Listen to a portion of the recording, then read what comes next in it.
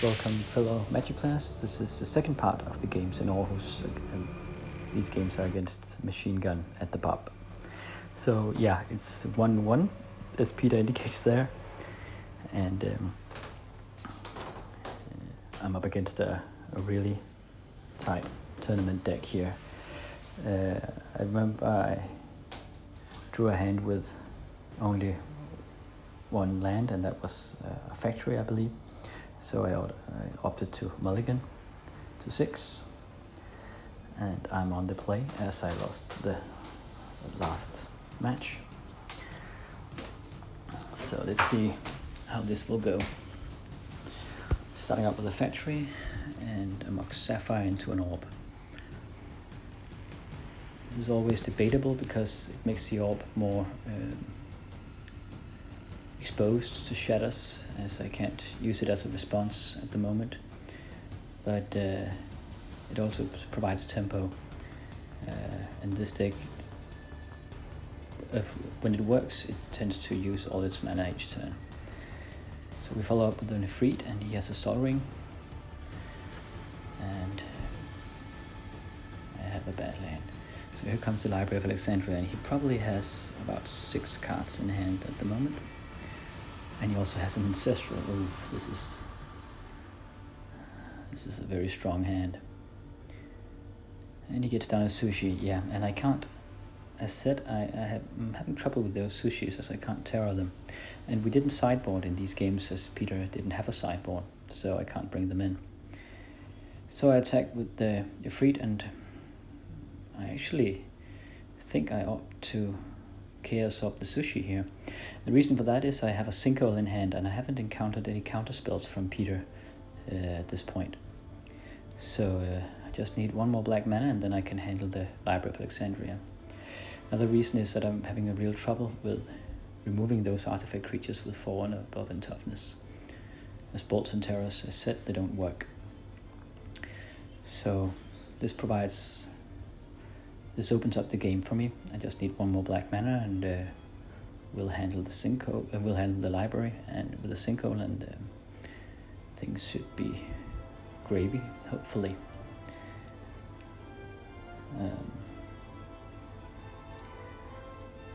So now it's Peter's turn to put down the orb, and he orbs the Serendipity Ifrit.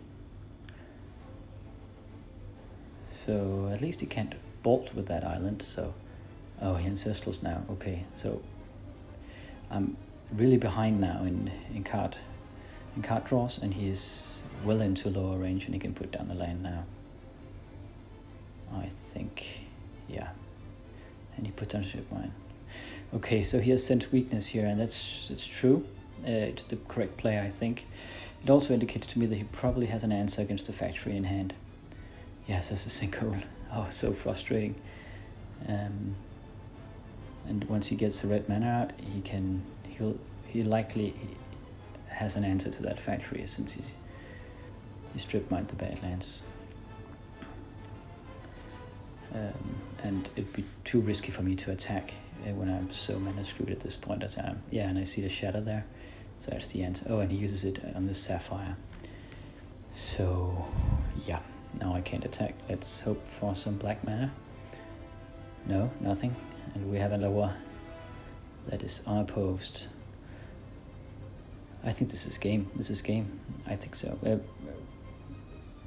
I don't remove that lower now, I think that's it. That's the Sushi. No, okay. This is awful. Now he comes for the first 4 damage, and there's another Sushi. And he's still within lower range. I'm still not drawing any mana, showing my frustration to the camera. But as I said in the previous recording, this is what happens sometimes. I just haven't shuffled the deck enough, so I concede here. Still, it's fair enough. It'll teach me to take more time to shuffle my deck in all kinds of ways. as I actually usually do in order to avoid these kinds of situations, but there it is. So this next game is actually after the start. I've disintegrated a turn 1 Triskelion,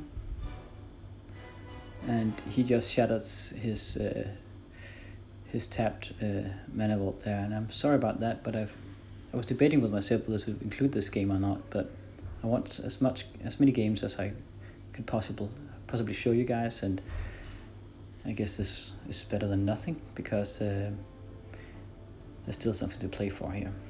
So he has a Sage of Latnam, and we see the great effect it has when it can eats up those tapped mana vaults for card advantage. And he tries to mana screw me or keep me out of blue mana. Here's another mana vault, and with that Sage of Latnam, it's like a free ritual or something like that, because he can just tap it for the mana, and then he can eat it for a new card. So he brings us for 3. There's such a strong draw engine in this deck. He plays. The feeling is that you're really against a top-notch deck here, built for Tier 1 games, and I'm probably bringing a knife to a gunfight here, because my deck is at least as much about the aesthetics, and that I just like black and I like Juicemgens, so but we'll make do. At least we are ahead at the moment. So he eats the mana vault, and he's pretty mana screwed at this point, but he has so many cards in hand. Here comes a Volcanic. So yeah, it's difficult to mana screw an opponent that has such a impressive draw engine here. We need to get a big critter down, but I can't seem to draw one. But so we just attack with the factory, and he can bolt it if he wants. I have probably enough mana, but he doesn't bolt it. Okay, now it's probably time for a Serendip or something. No, it's a Sol Ring. Okay, and here he comes. Yeah, with that many cards drawn, it would be pretty weird if he didn't have one. So if he attacks me, we can at least do equal damage to each other, and he's at half my life at the moment, so things are still okay. They're still okay. But glancing at his hand here, that's a lot of Serendips. And as said, I haven't sideboarded the Terror Sin, but as we don't play with sideboard, but we can perhaps manage just by putting down bigger creatures. Okay, so we're up to Mind Twist him here. Yeah, he has a better board presence, but I need to stop this mayhem. Oh, and that saves my behind from 2 additional Serendip Ifrits, which I would just get overrun. So here they come for 7 damage.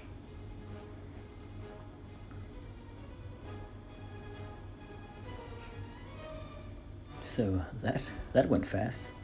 Now we're at life parity. So you gotta get some creatures out, man. You gotta do it. That's a ritual. And a twister. And he bolts me, oh my god. Okay, I'm at 6 life. It's so dangerous to make a draw 7 against what is essentially a blue-red counterburn deck when you're at 6 life, or I was at 9 life, but there's no other option. He's doing a ton of damage to me each turn. I need something to block him, or a way to remove them, and I need them fast. Too bad there was the dreams out to put the hurt on him.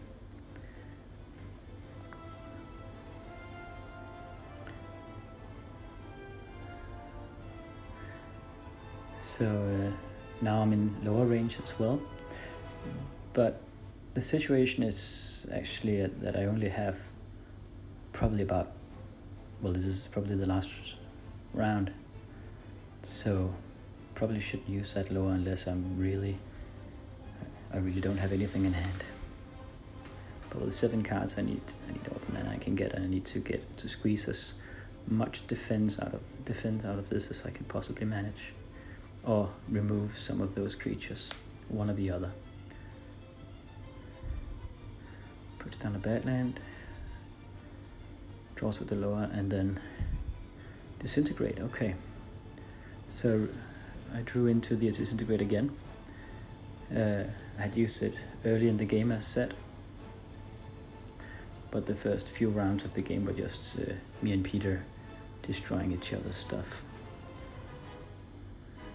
trying to find a weakness there. So Peter has a Hercule's Recall in hand, and he's probably debating whether he should use it or not, but he opts not to. So the sushi is removed from... No, it isn't. He sacks it with his Sage of Flood now, and so it's not removed from play, and he gets a card out of it.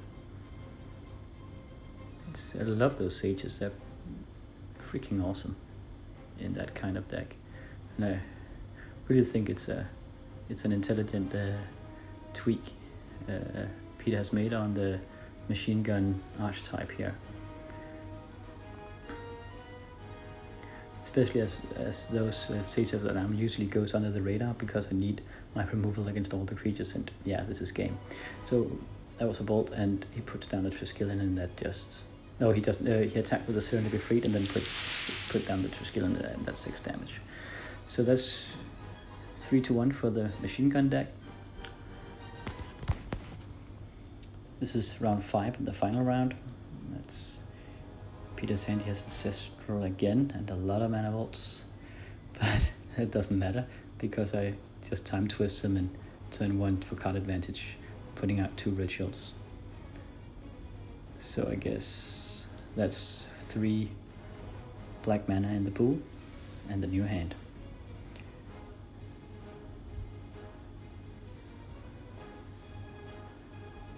So let's see what we can make happen here. Okay, even more. Oh my god. Okay, so... well, if you're up against a crazy tournament deck, I suppose you just gotta do broken things to him. And if there's one thing you can do with a black deck with many rituals, power, and draw 7s, it's sometimes these openings. Brutal.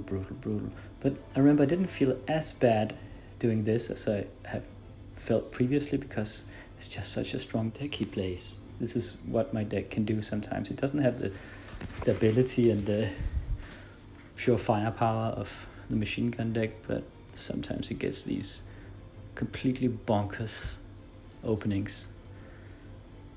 So it was a Mind Twist for 6.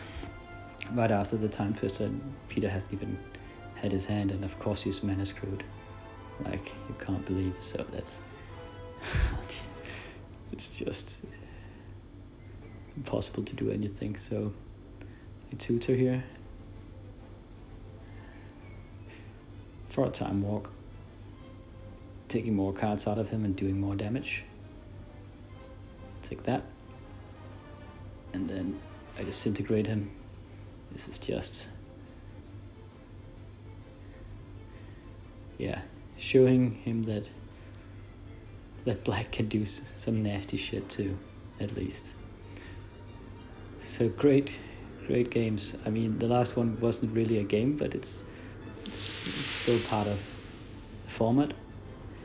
And I lost 2-3 in these games, but I felt like we were playing pretty evenly, perhaps, or maybe I got lucky. But then again, I got mana screwed in another game, and we didn't try our sideboards, so we already agreed that we'll try them next, where Peter will have his sideboard ready. I'll probably meet him at a tournament in Esbjerg coming up. This is at the west coast of Denmark, and I have, I think, a slim hope of beating him, but he is the favorite. It's a very, very efficient archetype. Blue-red is counterburn is probably tier 1, and for me personally, I think that robot tweak that's come out recently makes it better against me. But I'll bring my Energy Flux, I'll bring my Shatters, and cross my fingers. It was great going to Aarhus and trying out these mean decks. After this, I'll return to Aalborg, to our own play group with about 8 or 10 players all in all, and post some more games from those guys and from my battles against them. But I'd like to get to some more cities and countries in the near future in order to get as many decks recorded as possible. Anyway, that's it for the Rumble in Aarhus. Thank you for watching.